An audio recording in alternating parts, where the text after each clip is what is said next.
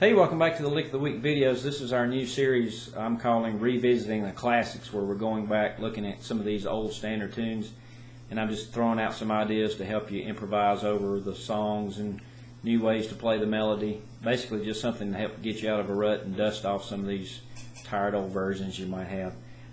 We picked Gold Rush for the first song. The last video we looked at the A part, different ways to express melody, improvise, use licks. This video will look at the B part, and the B part of Gold Rush is one of the first tunes that I personally ever learned to use a melodic scale in. And I'm not going to spend any time explaining what a melodic scale is, but I'm going to assume that you already can play the opening part of Gold Rush, which is this. And that is basically a descending A major scale, starting one note out of order, starting with a C sharp note, but it's still an A major scale going downhill, descending. And that's what the fiddle player would play as the opening line of the B part. Da da da da da da da da. So it's a scale passage. And most fiddle tunes are scale based in this kind of music, so you're going to be using lots of, sometimes an entire scale to play a section of a song like that. Sometimes it's just fragments of scales, bits and pieces of scales, but everything's going to be scale based. So I'm going to again assume that you already know how to play this scale passage as the beginning. And then most generic or standard models of this tune would have you finish out the B part with some Scruggsisms. So let me play what I'll consider just a good old generic versions you might hear about any good player play, and then we'll dissolve it and see what we can do with it. So here's the opening passage, which is melodic. And then in the Scruggs, stay in the camera here.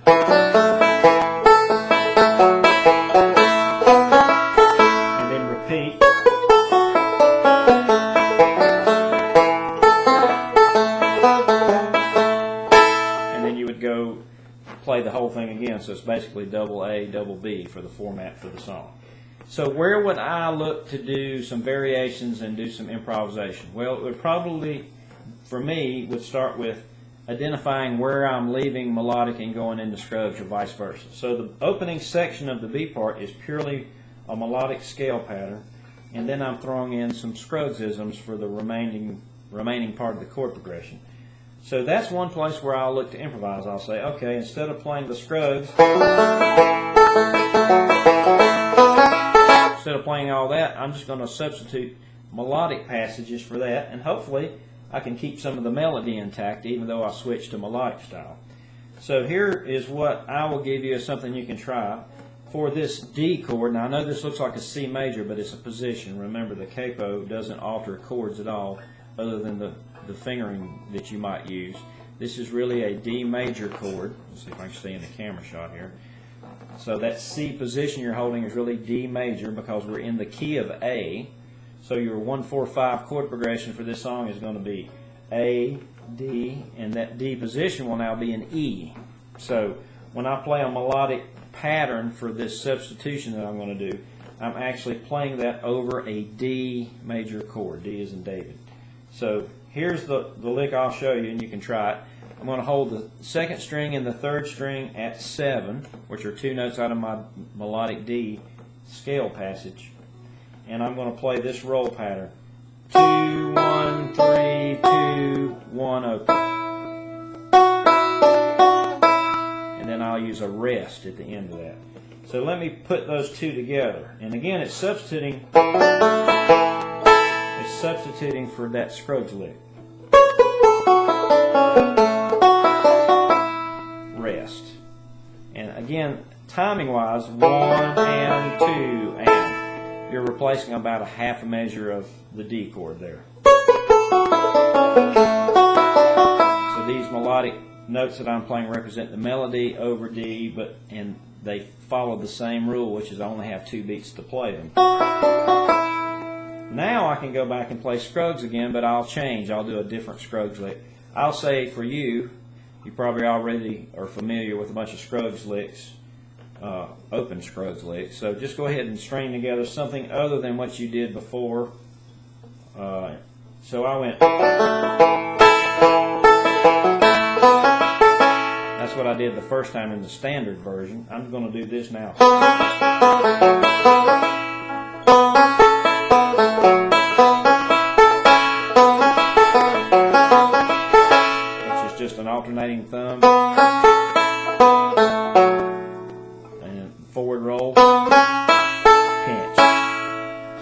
those two elements together, I get a melodic lick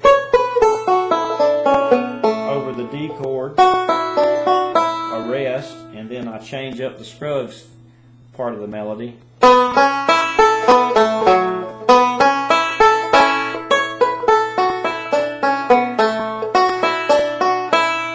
Now we have the ending of the B part, which is what we call a turnaround section, which basically is just shorthand telling you that the last two chords of the song at the very end are pretty short. So they're usually like half a measure long, and there's a bunch of bluegrass songs that have turnaround sections at the end of the parts of the song you're learning. So a lot of A parts of tunes have a turnaround section, and the B section, if there is one, has a turnaround. So here's your turnaround section for Gold Rush, which is just something like a quick A, a quick E, and then back to A. So it's just a turnaround, conglomeration of really quick changes that represent the end of the tune. So what am I going to do if I don't want to do like some kind of Scruggsism there over that E position? What else could I do? Well, since I've already substituted this for this, why can't I take away the Scruggs E lick here and play a melodic E lick? Well, let's try that.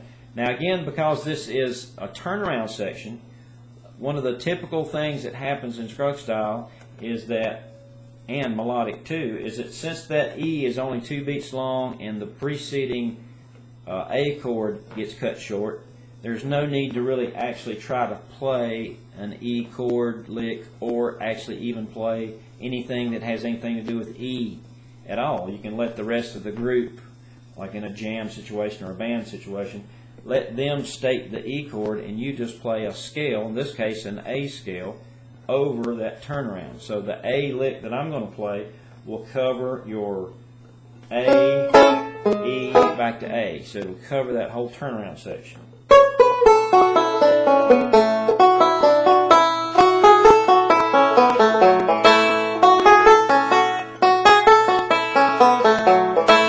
And what that is these two notes out of an A scale. You can see what frets I'm on, 7 and 6 on the bottom two strings. And I'm going to play a forward roll, 2, 1, 5, then play the first string open, 2, 1, 5, 2, 1. Now that would sound like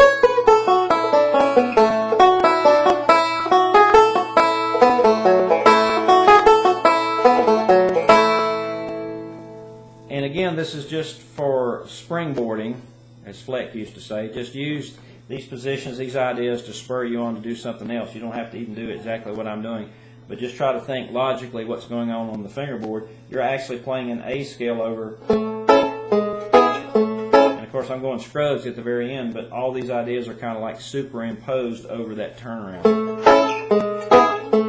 which is too short to really do segmented licks over, so you just try to find one lick that flows over that, and it's almost always what we call the one chord or the key you're in. So this is an A passage that I'm just playing over that turnaround. Now if I put all this together, I have a pretty neat melodic variation on the B part.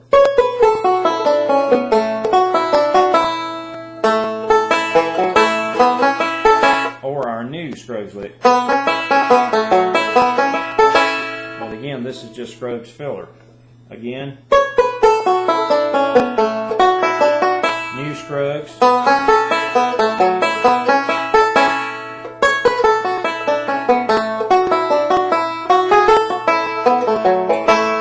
Then we would repeat everything because that's just one time through the B part. Sorry.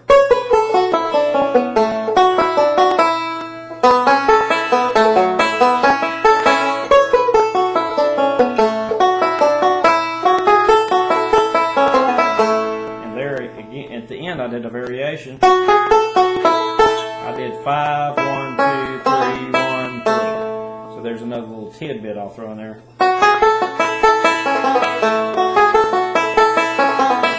Or we could do what we did in the beginning.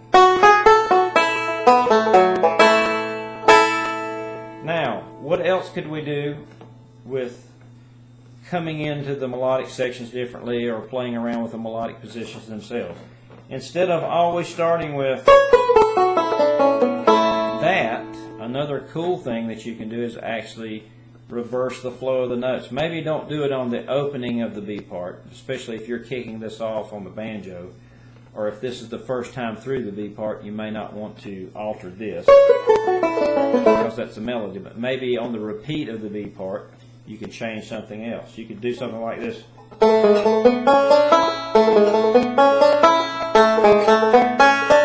Which again is playing around with that melodic A scale, mixing the notes up and starting low instead of starting with the pure melody. I'm going to start with this.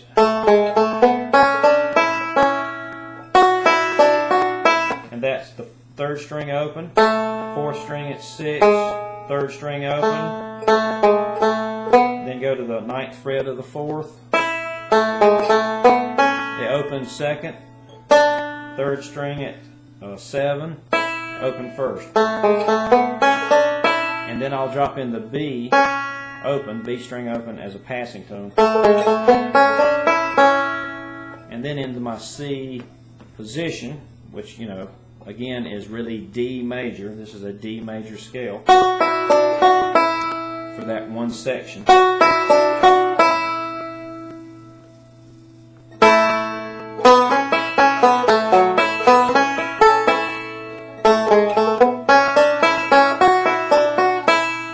Finish it off like we did the first variation.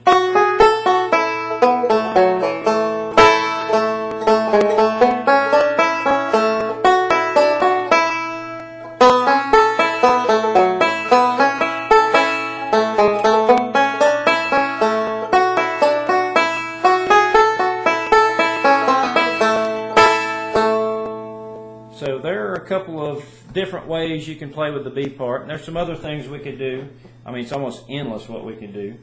You could actually start with a Scruggs version of the B part. Instead of coming off melodically, you could actually try to find something that you like that mimics that. The only problem with doing Scruggs licks to replace parts of melody that are melodic in nature is it's nearly impossible to play Scruggs style and play these notes like a banjo player would play. I mean, you'd have to work really, really hard to try to mimic that. But the beauty of Scruggs is that it implies melody sometimes in a neat way with those syncopated rolls. So you could say, well, the next time I get a solo on Gold Rush, say in a jam situation, if the song goes around in a circle a few times, you could say, okay, I'm going to play my first solo on the A and B parts to Gold Rush with as much melody as I can. The next time I get a break, maybe I'll start using some of these melodic licks and ideas to branch off the tree a little bit.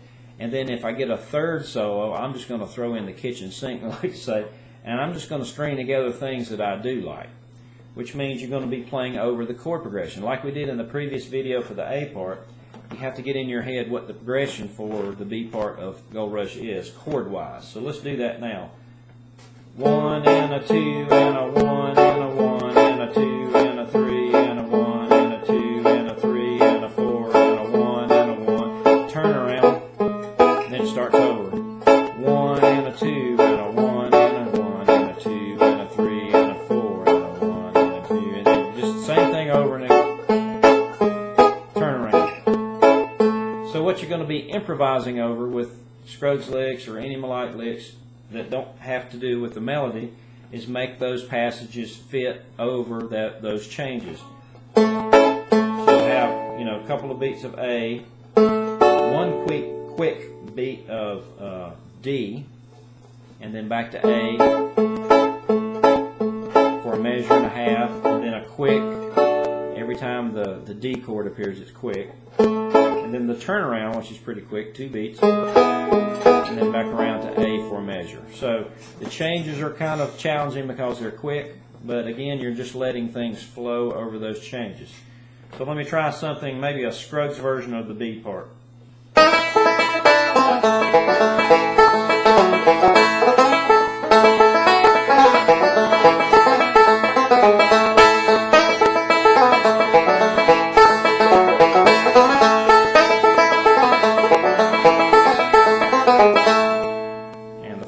When I first started, it was a little sloppy. Sorry about that.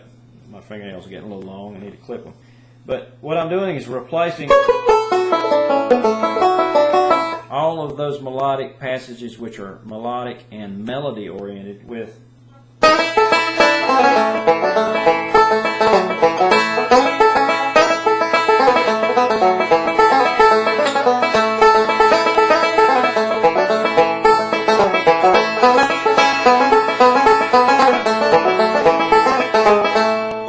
replacing them with Scruggs licks.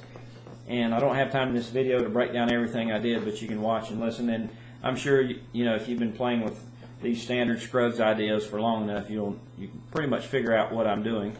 And so try some of these ideas, some of these melodic licks. And we didn't touch on single string, but of course we're running out of time on the video here. But if you know any good single string passages, if you want to try to play the melody single string style, you can, and you'll be substituting melodic for the beginning of the B part for maybe a single string version of that scale. So it'd be a single string A scale that you're playing with to represent what you would have used melodically. So it's all about substitution, moving things around, trying different things over the chord change. So I appreciate you watching the video, and we'll tackle another tune next time. I appreciate it.